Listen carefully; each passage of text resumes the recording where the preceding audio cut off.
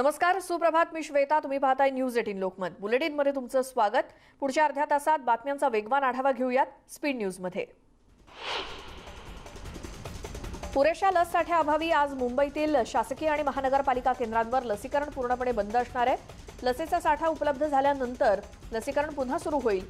त्यामुळे मुंबईकर नागरिकांनी बृहन्मुंबई महानगरपालिका प्रशासनाला सहकार्य करावं असं आवाहन पालिका प्रशासनानं केलंय. कल्याण डोंबिवली महापालिकेनं आता नागरिकांचे मोबाईल लसीकरण सुरू केलंय. मोबाईल व्हॅनच्या माध्यमातून थेट त्यांच्या परिसरात जाऊन लसीकरण केलं जात आहे.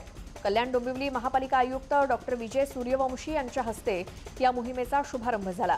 पालिकेतील झोपडपट्टी आणि चाळ परिसरातील लोकांना ऑनलाईन नोंदणी करताना अडचणी येत आहेत, त्यामुळे पालिकेनं मोबाईल व्हॅन लसीकरण सुरू केलंय. पुणे शहरात गेल्या 24 तासात 331 पॉझिटिव्ह रुग्णांची वाढ झाली आहे, तर दिवसभरात 253 रुग्णांना डिस्चार्ज मिळाला. पुण्यात कोरोनाबाधित 13 जणांचा मृत्यू झाला, तर पुण्याबाहेरील 5 रुग्णांचा यात समावेश आहे. नवी मुंबईतल्या 5, मुंबईतल्या 2 आणि पनवेलमधील एका शाळेची मान्यता रद्द करण्याचा प्रस्ताव देण्यात आलाय. मुंबई विभागीय उपसंचालकांकडून पुणे शिक्षण संचालकांकडे हा प्रस्ताव सादर करण्यात आलाय. लॉकडाऊन काळामध्ये फी वाढ करणं, पालकांना फी भरण्यास तगादा लावणं, फी न भरल्यानं निकालपत्र न दाखवणं या कारणावरून मान्यता रद्द करण्याचा प्रस्ताव देण्यात आलाय. राष्ट्रवादीचे नेते एकनाथ खडसे यांची ईडीनं तब्बल 9 तास चौकशी केली. सकाळी 11 वाजल्यापासून ते रात्री 8-8:30 वाजेपर्यंत खडसेंची चौकशी करण्यात आली. भोसरी जमीन व्यवहार प्रकरणी त्यांची मुंबईतल्या ईडी कार्यालयात चौकशी झाली. चौकशीनंतर खडसेंनी माध्यमांशी बोलणं टाळलं. ईडीनं विचारलेल्या सर्व प्रश्नांची उत्तरं दिली असल्याचं चौकशीनंतर खडसेंच्या वकिलांनी सांगितलं. पुन्हा चौकशीला बोलावण्यात आलं नसल्याचं त्यांनी म्हटलं. काही कागदपत्रं ईडीनं मागवलेली आहेत, ती कागदपत्रं पुढील 10 दिवसात ईडीला देणार असल्याचं खडसेंच्या वकिलांनी सांगितलं. मी ईडीचा प्रवक्ता नाही अशी प्रतिक्रिया खडसेंच्या ईडी चौकशीवर देवेंद्र फडणवीसांनी दिली. पुरावे असतील म्हणून ईडीकडून चौकशी सुरू असल्याचं फडणवीस नाशिकमध्ये म्हणाले. एकनाथ खडसेंवर आकसानं केंद्रीय एजन्सीमार्फत कारवाई करण्यात आलेली आहे. त्यांच्यावर केलेली कारवाई ही राजकीय असल्याचं राष्ट्रवादीचे जयंत पाटील म्हणाले. राष्ट्रवादी खडसेंसोबत असून त्यांना न्याय नक्की मिळणार असल्याचं पाटील म्हणाले. भयमुक्त वातावरणात चित्रीकरण करा असं आश्वासन पोलिसांनी निर्माते आणि अभिनेत्यांना दिलंय.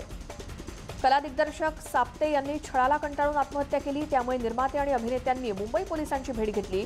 यावेळी पोलिसांनी धमकावणाऱ्यांविरोधात कठोर कारवाई करण्याचं आश्वासन निर्मात्यांना अभिनेत्यांना दिलं.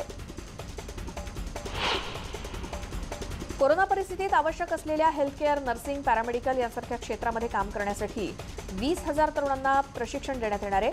महाआरोग्य कौशल्य विकास कार्यक्रमातून हे प्रशिक्षण दिलं जाईल. 36 अभ्यासक्रमातून तरुणांना प्रशिक्षण दिलं जाईल. मुख्यमंत्री आणि उपमुख्यमंत्र्यांनी या प्रशिक्षणाचा शुभारंभ केला. राज्यातील सुमारे 6,100 शिक्षण सेवकांची पदं आता भरली जाणार आहेत, तशी माहिती शालेय शिक्षण मंत्री वर्षा गायकवाड यांनी दिली. परीक्षांच्या आधारे जास्त गुण मिळणाऱ्यांची निवड करण्यात येणार आहे.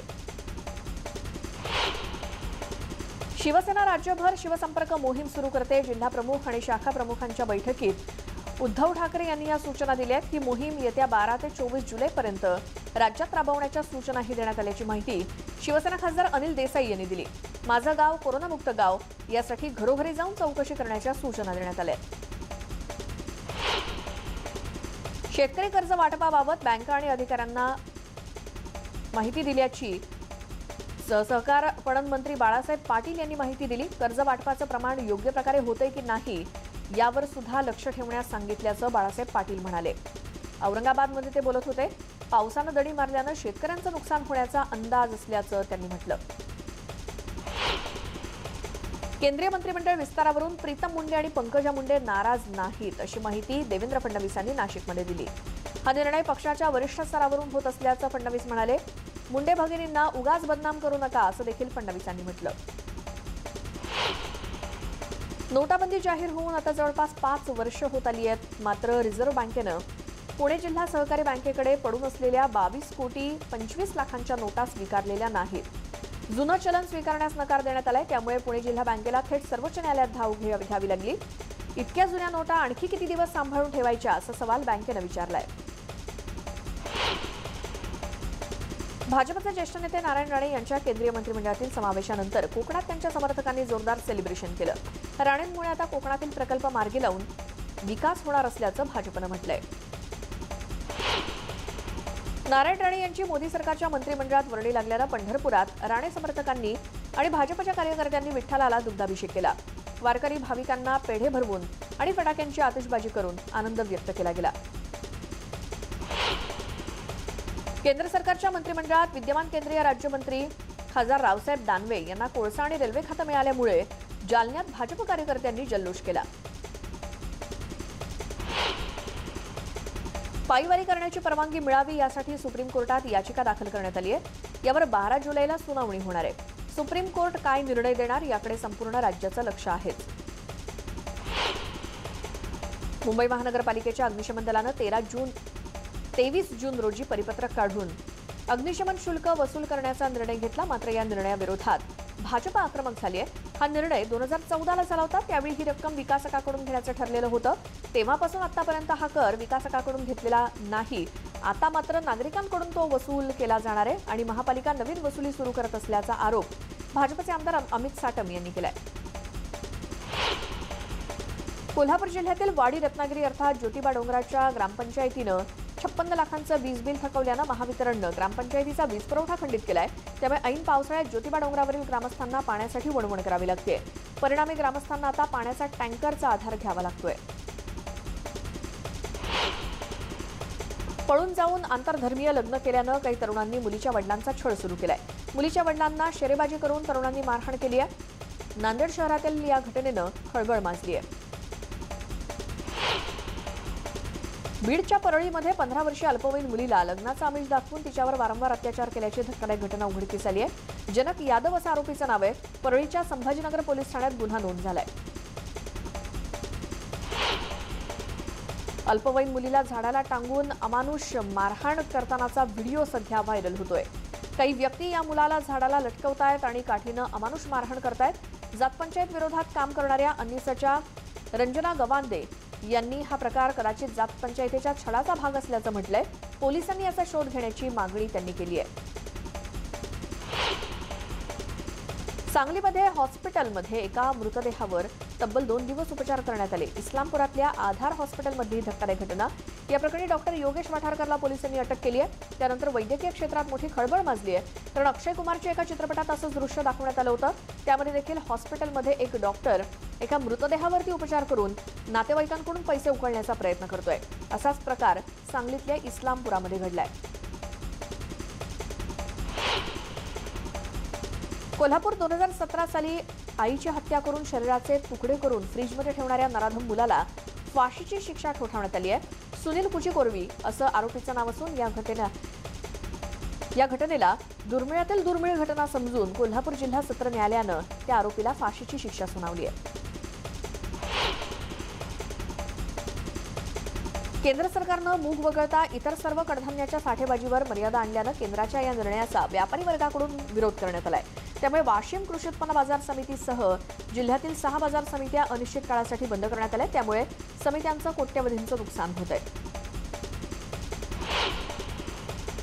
शेकडो महाकाय मगरींचं वास्तव्य असणाऱ्या रत्नागिरी जिल्ह्यातल्या खेडमधील जगबुडी नदीत आता पर्यटनाच्या दृष्टीनं अधिक महत्त्व वाढणार आहे. या ठिकाणी क्रोकोडाईल पार्क आणि क्लब बोटिंगसाठी नगरविकास मंत्री एकनाथ शिंदे यांनी नुकतेच 9 कोटी रुपये मंजूर केलेत. आमदार योगेश कदम आणि माजी पर्यावरण मंत्री रामदास कदम यांनी इथे क्रोकोडाईल पार्क करण्याची मागणी केली होती. नांदेड जिल्ह्यातील हिमायतनगर तालुक्यातल्या वाशी इथल्या महिलांनी दारूबंदीसाठी पुढाकार घेतलाय. गावांमध्ये महिला मंडळांनी आक्रमक रूप धारण करत हातभट्टी उद्ध्वस्त केली. वाशी गावच्या महिलांनी अनेक वेळा दारूबंदीची मागणी केलेली आहे, पण प्रशासनानं त्याकडे दुर्लक्ष केलं. त्यामुळे महिला आक्रमक झाल्या. पुण्यातील विभागीय आयुक्त कार्यालयावर काँग्रेसनं सायकल रॅली काढली. काँग्रेसचे राज्यमंत्री विश्वजित कदम, शहराध्यक्ष रमेश बागवे यांच्यासह पदाधिकारी आणि कार्यकर्ते सायकल रॅलीमध्ये सहभागी झाले होते. नागपुरात काँग्रेसचे प्रदेशाध्यक्ष नाना पटोले यांच्या नेतृत्वाखाली भर पावसात सायकल रॅली निघाली होती. संविधान चौक ते विभागीय आयुक्त कार्यालय दरम्यान ही सायकल रॅली काढण्यात आली. इंधन दरवाढीच्या निषेधार्थ नवी मुंबईत काँग्रेस पक्षाच्या वतीनं सायकल रॅलीचं आयोजन करण्यात आलं होतं. या सायकल रॅलीमध्ये शालेय शिक्षण मंत्री वर्षा गायकवाड आणि मंत्री असलम शेख यांनी सहभाग घेतला. नवी मुंबई महापालिका मुख्यालय ते कोकण भवन अशी सायकल रॅली काढण्यात आली. अमरावतीमध्ये राष्ट्रवादीनं इंधन दरवाढी विरोधात आंदोलन केलं. दर्यापूरचा इथे रास्ता रोको आंदोलन करून इंधन दरवाढीचा निषेध करण्यात आला. गडचिरोली जिल्ह्यात मुसळधार पावसानं जिल्ह्याला झोडपून काढलं. पावसाच्या पाण्यात राष्ट्रीय महामार्गावरील गोविंदपूर लगतचा रस्त्याचा भाग वाहून गेल्यानं दक्षिण गडचिरोली जिल्ह्यातून गडचिरोलीकडे येणारी वाहतूक बंद पडली. चंद्रपूर जिल्ह्यातील अनेक भागात पावसानं हजेरी लावली. ब्रह्मपुरी तालुक्यात पावसाच्या जोरदार सरी बरसल्या. पावसाच्या आगमनानं कापूस, सोयाबीन आणि तूर पिकाला मात्र फायदा होणार आहे. नागपूरमध्ये मुसळधार पावसानं हजेरी लावली. त्यामुळे शहरातील अनेक सखल भागात पाणी साचलं होतं. रामदासपेठ, धरमपेठ, शंकरनगर, शिवाजीनगर यासह अनेक भागात पाणी साचलं होतं. नागपूरच्या या मुसळधार पावसाचा फटका नागरिकांना बसला. येवला शहर परिसर आणि नांदगावच्या काही भागात पावसाचं आगमन झालं. पावसामुळे उकाड्यानं हैराण झालेल्या नागरिकांना थोडा दिलासा मिळाला. पावसामुळे पिकांना सुद्धा जीवदान मिळणार आहे. रत्नागिरी जिल्ह्यात पावसानं कमबॅक केलंय. पावसानं आदगाव भाटी इथले रस्ते चांगले जलमय झाले. सखल भागात देखील पाणी साचलं होतं. मंडणगड तालुक्यातील पंढेरी धरणाची गळती रोखण्यात यश आलंय. प्रशासनाकडून या संदर्भात माहिती देण्यात आली, परंतु धरणफुटीचा धोका अद्यापही कायम आहे. धरणातील पाणीसाठा कमी झाल्यानं धरणाची गळती कमी झाली आहे, पण तात्पुरती मलमपट्टी किती दिवस टिकेल हा प्रश्न आहे. त्यामुळेच पुढचे 4 दिवस या परिसरातील लोकांचं स्थलांतरण केलं जाणार आहे. तसंच इथली सरकारी कार्यालयं, दुकानं 100% बंद ठेवण्यात आली आहेत. प्रशासनाच्या हलगर्जीपणामुळे पंढेरी धरणाला गळती लागल्याचा आरोप मंडणगडमधल्या स्थानिकांनी केलाय. धरणाची तात्पुरती मलमपट्टी योग्य नसल्याचं ग्रामस्थांचं म्हणणं आहे.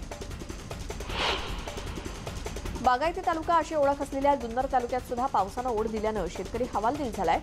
एकीकडे शेतमालाचे पडलेले बाजारभाव, कोरोनाचा काळ असल्यानं शेतकऱ्यांचं कंबरडं मोडलंय, तरी देखील शेतकरी हतबल न होता 2 पैसे मिळतील म्हणून उभारी धरून जगत असताना पुन्हा एकदा अडचणीत सापडलेत.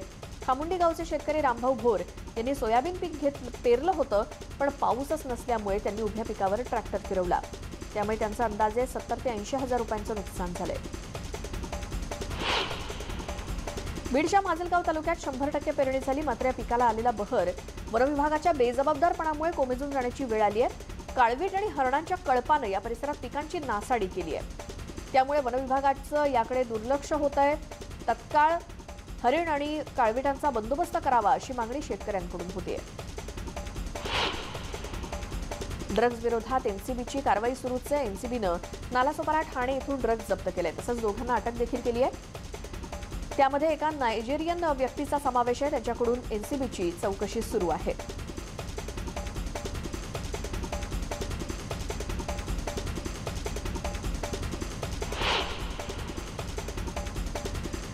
आणखी स्पीड न्यूज पाहणार. न्यूज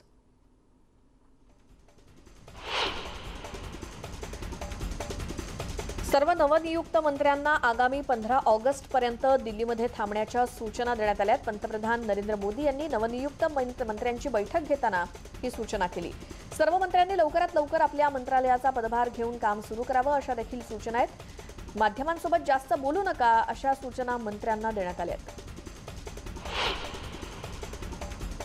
कोरोनाच्या दुसऱ्या लाटेतून धडा घेत केंद्र सरकारनं पायाभूत आरोग्य सुविधांसाठी 23,123 कोटींच्या मदतीची घोषणा गुरुवारी केली. पंतप्रधान नरेंद्र मोदींच्या नव्या केंद्रीय मंत्रिमंडळाच्या पहिल्याच बैठकीत हा महत्त्वाचा निर्णय झाला. आपत्कालीन प्रतिसाद आणि आरोग्य सुविधांची सुसज्जता या योजनेअंतर्गत केंद्राकडून 15,000 कोटी आणि राज्यांकडून 8,123 कोटींची तरतूद करण्यात येणार आहे अशी माहिती नवनियुक्त केंद्रीय आरोग्य मंत्री मनसुख मांडवीय यांनी पत्रकार परिषदेत दिली. केंद्रीय रेल्वे मंत्री अश्विनी वैष्णव यांनी पदभार स्वीकारताच पहिल्याच दिवशी एक मोठा निर्णय घेतलाय. रेल्वे कर्मचाऱ्यांच्या कामाच्या वेळांमध्ये बदल करण्यात आलाय. आता रेल्वे कर्मचाऱ्यांना 2 शिफ्टमध्ये काम करावं लागणार आहे. पहिली शिफ्ट सकाळी 7 ते संध्याकाळी 4 वाजेपर्यंत, तर दुसरी शिफ्ट दुपारी 3 ते रात्री 12 वाजेपर्यंत असल्याचं केंद्रीय रेल्वे मंत्र्यांनी स्पष्ट केलं. त्यामुळे पदभार स्वीकारताच आता रेल्वे मंत्री ॲक्शन मोडमध्ये दिसतायत. केंद्र सरकारच्या लाखो कर्मचारी आणि पेन्शनधारकांसाठी एक आनंदाची बातमी, ती म्हणजे कर्मचाऱ्यांच्या जुलै महिन्यातील महागाई भत्त्यामध्ये 3% वाढ होण्याची शक्यता आहे. अग्रमानांकित ॲशले बार्टी हिनं 2018च्या विजेत्या अँजेलिक केर्बर हिचा सरळ सेटमध्ये पाडाव करत विम्बल्डन खुल्या टेनिस स्पर्धेत पहिल्यांदाच अंतिम फेरीमध्ये मजल मारली आहे. 8व्या मानांकित कॅरोलिना हिनं दुसऱ्या मानांकित आर्यना साबालेंका हिचा 3 सेटपर्यंत रंगलेल्या लढतीत पराभव करत दुसऱ्यांदा ग्रँडस्लॅम स्पर्धेची अंतिम फेरी गाठली आहे. टोकियोमधील कोरोना रुग्णांची संख्या वाढत असल्यामुळे जपानचे पंतप्रधान योशिहिदे सुगा यांनी आणीबाणीमध्ये वाढ केली आहे. या पार्श्वभूमीवर ऑलिम्पिकसाठी स्टेडियमवरील प्रेक्षकांना बंदी घालण्यात आली असं ऑलिम्पिक मंत्री तामायो मारुकावा यांनी सांगितलं. त्यामुळे ऑलिम्पिकचा 23 जुलैला होणारा उद्घाटन सोहळा आणि 8 ऑगस्टचा समारोप सोहळा यापुढे आणीबाणीचं आव्हान असेल. दूरचित्रवाणीवरून ऑलिम्पिकसाठी प्रेक्षकांवरती बंदी असणार आहे. कोलंबिया आणि पेरू हे संघ गेल्या 5 आठवड्यात तिसऱ्यांदा भिडणार आहेत. कोपा अमेरिका फुटबॉल स्पर्धेच्या 3ऱ्या स्थानासाठी शनिवारी उभय संघांमध्ये लढत रंगणार आहे. पेरूला यजमान ब्राझीलकडून 0-1 असा पराभव पत्करावा लागल्यानं सलग दुसऱ्यांदा अंतिम फेरी गाठण्याचं त्यांचं स्वप्न अपूर्णच राहिलं. कोलंबियाला उपांत्य फेरीमध्ये पेनल्टी शूटआउटमध्ये अर्जेंटिनाकडून हार पत्करावी लागली. युरोकप स्पर्धेच्या उपांत्य फेरीत डेन्मार्कला नमवत इंग्लंडनं अंतिम फेरीमध्ये धडक मारली. मात्र या विजयाला वादाची झळ लागली आहे. 104व्या मिनिटाला हॅरीनं गोल केला. मात्र हा गोल झळकावण्यापूर्वी डेन्मार्कच्या गोलकीपरवरती लेझर लाईट मारल्यानं क्रीडाप्रेमींनी संताप व्यक्त केलाय. ही कृत्य प्रेक्षकांमध्ये उपस्थित असलेल्या इंग्लंडच्या फॅननं केलं असावं असा अंदाज आहे. जबरदस्त ऍक्शन सीन्स, फाईट आणि वेगवान गाड्यांच्या स्टंटबाजीमुळे फास्ट अँड फ्युरियस ही चित्रपट मालिका भारतामध्ये प्रचंड लोकप्रिय आहे. या मालिकेचा 9वा भाग 5 ऑगस्टला प्रेक्षकांच्या भेटीसाठी सज्ज झालाय.